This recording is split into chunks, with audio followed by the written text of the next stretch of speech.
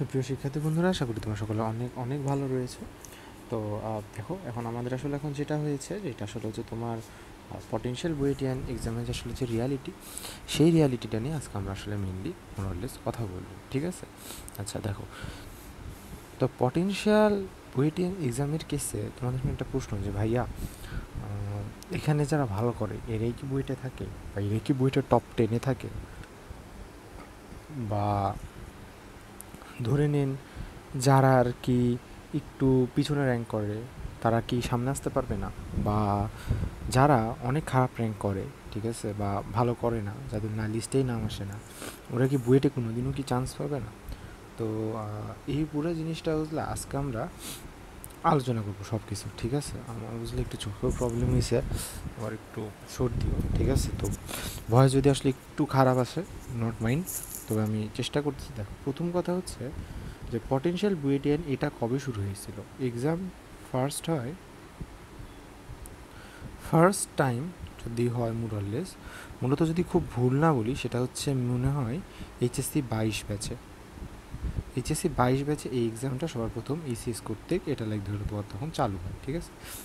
যে তোমার মুরাল্লেস potential বুয়েটিয়ান exam, অর্থাৎ এটার মাধ্যমে মোটামুটি ডিটারমাইন করা হবে আসলে যে তুমি আসলে কোন ট্র্যাকে আসো। মেনলি হয়তো উদ্দেশ্য এটাই ছিল নাকি, এখন আমরা দেখি আসলে উদ্দেশ্য কী ছিল নাকি, আমরা আলোচনা করি।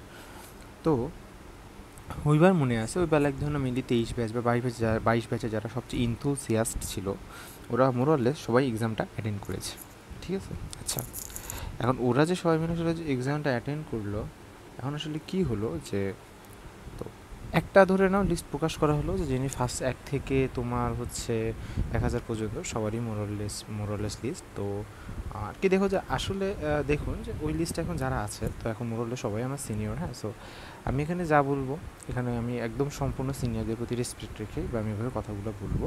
তো আমার যতদূর মনে আছে যে ওই লিস্টে টপ 10-এ যারা ছিলেন, ঠিক আছে, ওদের মধ্যে 2জন টপ 10-এ যারা ছিলেন, শুধুমাত্র 2জন ছিলেন হচ্ছে মেইন বুয়েট এক্সামের টপ 10-এ ছিলেন, 2জন, ঠিক আছে?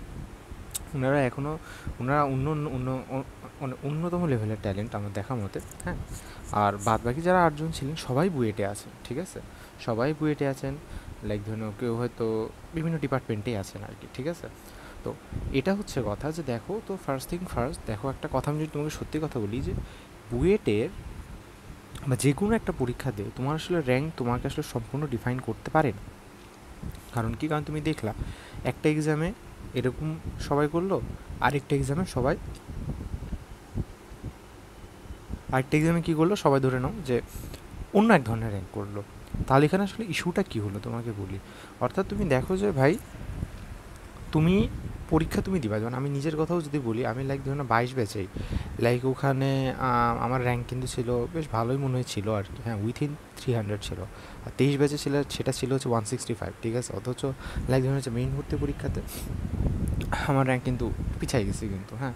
আবার অনেক আমাদের একটা ফ্রেন্ডকেও দেখছি যে সে হচ্ছে 70 থেকে 80তমের মধ্যে ছিল, ওই দেখছি যে বুয়েটে 1500-তে চলে গেছে। আবার অনেককে দেখছি যাদের 4000 5000-এও ছিল, ওরাও দেখছি যে এখন তোমার হচ্ছে 250-300-র মধ্যে র্যাঙ্কে ঢুকে এসে বসে আছে। সো আসলে এখানে ইস্যুটা হচ্ছে কি, যে দেখো, it's not about the exam, এটা হচ্ছে এক্সামের ব্যাপারটা না। কারণ ভাই দেখো, একই বুয়েট এক্সাম ধরুন যে 2 থেকে 3বার নেওয়া হয়, দেখবা যে হয়তো প্রথমবার ফার্স্ট হয়েছে, এমন হতে পারে পরের বার অন্য কেউ ফার্স্ট হবে, হয়তো ঘুরে ফিরে তারা টপ 50 বা 100 বা 200-এর মধ্যেই থাকবে, কিন্তু কী হবে, হয়তো একবার একজন ফার্স্ট হয়েছে, হয়তো আরেকবার আরেকজন ফার্স্ট হতে পারে। সো এক একটা এক্সামের উপর, সো বুয়েটের আসলে র্যাঙ্ক জিনিসটা আসলে কোনো ম্যাটারই না। এক কথাতে যদি তোমাকে অ্যান্সার বলি, এটা হচ্ছে কোনো ম্যাটারই না, ঠিক আছে? কারণ আমি তোমাকে তো বলতেছি, যেমন আমাদের একটা ফ্রেন্ড, যেমন দেখো যে 860তম হয়েছিল বুয়েটে, কিবিরিয়া ছেলেটা নাম।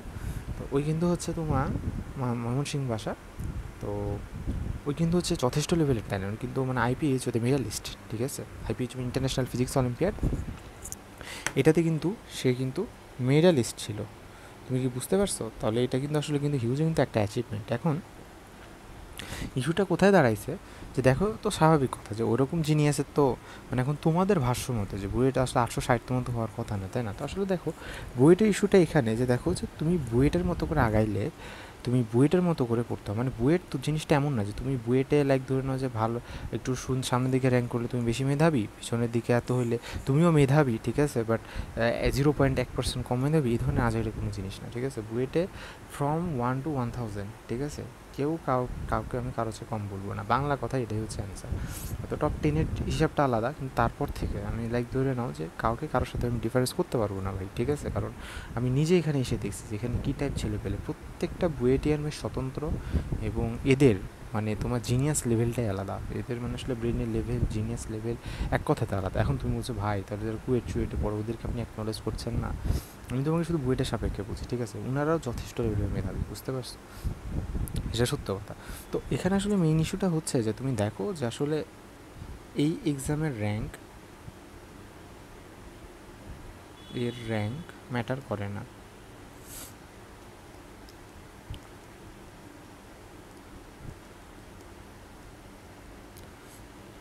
এই এক্সামের র্যাঙ্ক কোনো ম্যাটার করে না। তুমি যদি খারাপ করে, কথাটা এমন না যে তুমি বুয়েটে চান্স পাবা না। আবার যদি এমন হয় যে তুমি খুব ভালো করে, কথার অর্থ এটা না যে তুমি বুয়েটে তুমি খুব ভালো করবে, ঠিক আছে? ইভেন আমাদের 23 ব্যাচেও লাইক ধরে নাও যাদের নাম হয়তো টপে দেখেছিলাম, তো মোরাললেস এই ব্যাপারটা আমার একটু চেক করা লাগবে আর কি, হ্যাঁ, যে কী হয়েছিল। তবে ওই রকম হয়তো যে 2 জন মনে হয় থেকে 3 জন মনে হয়, ঠিক আছে, 2 জনের মতো হয়তো ছিলেন, কি 3 জনের মতো মনে হয়, সুদীপ্ত ছিল আর কি, ঠিক আছে? তো আর কি ইস্যু হচ্ছে এটা। আবার আমার একটা খুব প্লেন মনে হয় ওয়াসি মনে হয় ফার্স্ট হয়েছিল নাকি, না ফার্স্ট মনে হয় আরেকটা ফ্রেন্ড হয়েছিল, তো ওই ফ্রেন্ডটাও ইলেকট্রিক্যালেই আছে, 300 সামথিং হয়েছিল। আর মনে হয় ওয়াসি মনে হয় সেকেন্ড হয়েছিল মোরাললেস, তো ওই ছেলেটাও একজন বইটা মনে হয় 27তম হয়েছে, ঠিক আছে? তো এরকমই আর কি, মানে তুমি দেখো যে ভাই মানে এমন না যে 354তম হয়ে গেছে এক থেকে, এই কথার অর্থ অন্য কিছু না। ইস্যুটা আসলে হচ্ছে কি ভাই, দেখো যে সবার জিনিয়াস লেভেলটা অন্য রকম, ঠিক আছে? এটা তুমি আগে বোঝার চেষ্টা করো যে বিইং জিনিয়াস জাস্ট আসলে সবসময় জাস্ট র্যাঙ্কের মধ্যে সীমাবদ্ধ না। সো তোমার এটা যে এক্সামই হোক না কেন, তো আমি তোমাকে আজকে যেটা বোঝানোর ট্রাই করলাম ভাইয়া, যে দেখো রিগার্ডলেস অফ অ্যানি এক্সাম তোমার র্যাঙ্ক কখনো ম্যাটার করে না, ঠিক আছে? কিন্তু বুয়েট মেইন এক্সামের কেসে কাজটা কি, যে ভাই তুমি দেখো যে একটু ভালো মতো দেওয়ার ট্রাই করিও, সঠিক গাইডলাইনে আরও। কারণ আমি তোমাকে কিন্তু দুইটা কথাই বলছি যে অন্য কোনো এক্সামের র্যাঙ্ক ম্যাটার করে না। মানে তুমি র্যাঙ্ক কেমন, এটা তুমি ভালো কি খারাপ এটা তোমার কখনো এত না, তুমি বুয়েটে চান্স পাইছো মানে you are cream of the cream, ঠিক আছে? এটা নিয়ে কোনো সন্দেহ নেই। এখন ইস্যু হচ্ছে যে তোমাকে এখন তুমি যদি বইটা ভালো করতে চাও, তাহলে তোমাকে কী করতে হবে বলো তো?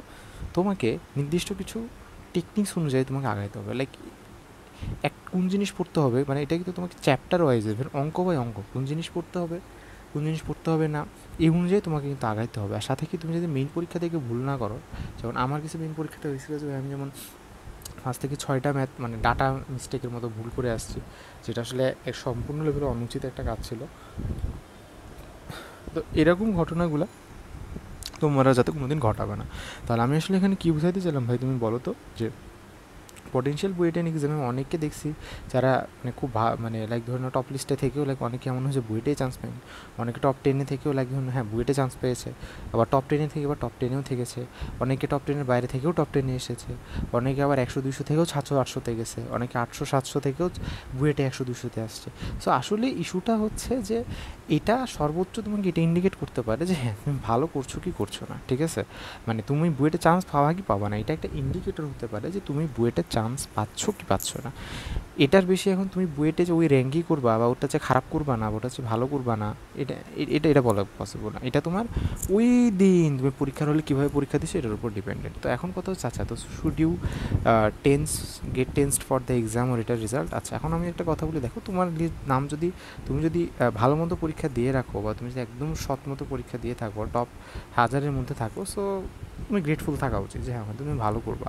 আচ্ছা যারা এখন টপ 1000-এর বাইরে আসো, তোমাদের এখনও 5 মাস সময় আছে, 5 মাস সময়ে নিজেকে ওই লেভেলে নিয়ে যাও, ঠিক আছে? এমনি পারবা। আর সঠিক গাইডলাইনে চলো ভাই। দেখো আসলে আমি তোমাকে সবসময় একটা কথাই বলি যে তুমি দেখো যে বারবার কিছু তোমাকে আমি কথা বলি, তো কী কথা বলি, দেখো সঠিক গাইডলাইনে চলো, সঠিক কথাবার্তাগুলো শুনো। কারণ এমনও হয় যে ভাই গাইডলাইন কিন্তু এটাও ডিপেন্ড করে যে তুমি কোন অঙ্ক করবা, কোন অঙ্ক করবা না, কোন অঙ্কটা করা উচিত, কোনটা করা উচিত না, কোন অঙ্ক কীভাবে করা উচিত, কীভাবে করা উচিত না, ঠিক আছে? ঠিক এরকম সব ছোটোখাটো জিনিসই কিন্তু ম্যাটার করে ভাই, ঠিক আছে? কারণ দেখো তুমি যখন একটা ক্রিম অফ দ্য ক্রিম হবে হতে যাবা, তখন যে শোটা হবে তোমার কিন্তু অনেক ছোটোখাটো জিনিসগুলো কিন্তু অনেক বড় ম্যাটার করে ফেলবে। বুয়েটে কিন্তু যে তোমার 100 পজিশন আগে থাকবে ওরা তোমার নাম্বারের ব্যবধান কিন্তু সর্বোচ্চ হবে যে 5 থেকে 6 বা 3, ঠিক আছে? এমনও হতে পারে 10 মার্কের ব্যবধানে তুমি 400 পজিশন পিছিয়ে গেছো, ঠিক আছে? বুঝতে পারছো? সো এটা কিন্তু আসলে জানতে নেই শোনা। সো এই কারণে তোমাকে ছোটোখাটো সব কিছু তোমাকে বুঝে রাখতে হবে। আবার অনেকে বেশি শর্টকাটও ইউজ করা যাবে না, আবার বেশি লং ব্রেকও করা যাবে না। সো এই কারণে তোমাদের জন্য সবচেয়ে গুরুত্বপূর্ণ হচ্ছে যে ভাই দেখো যে প্রপার গাইডলাইনে আঁকাবা, প্রপার মেন্টরশিপে তুমি আঁকাও। কারণ এটা ছাড়া দেখো ভাই, এটা আমি তোমাকে বারবার কেন বলি, ঠিক আছে? কারণ ভাই দেখো আমি যে কথাগুলো বলি এই কথাগুলা তুমি যদি পরীক্ষা দিয়ে এসে তুমি রিয়ালাইজ করো তাহলে তো তোমার আর লাভ নেই, তাই না? আমি তোমাকে তখন হয়তো আমি একটা ভিডিও বানাইতে পারবো যে দেখো যে বুয়েটে কি সব, বুয়েটে না হলে কি আসলে হবে না, আমি তোমাকে সর্বোচ্চ এই ভিডিও বানাই তোমাকে বোঝাতে পারি, এর বেশি তোমাকে আর কী বলবো? কিন্তু তোমার মধ্যে যে একটা গিল্ট আসবে, ঠিক আছে? যদিও গিল্ট আসাটা উচিতই না, কারণ you will be a engineer from other universities, তুমি তো নিজেকে বুঝাইতে পারবে না, তুমি তো নিজেকে তখন বুঝাইতে পারবে না, তো এই কারণে। তো দেখো এটাই হচ্ছে কথা। তো সুপ্রিয় শিক্ষার্থী বন্ধুরা, এটাই আমার কথা ছিল। তো এরপরে আমি আরও এটা নিয়ে একটা ভিডিও বানাবো, ঠিক আছে? টাটা।